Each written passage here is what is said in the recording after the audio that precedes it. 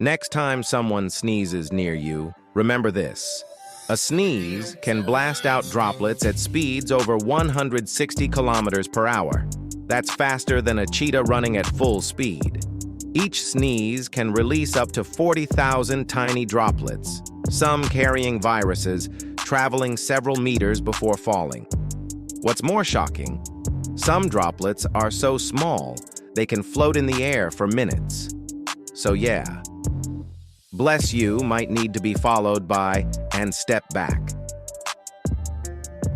Subscribe for more.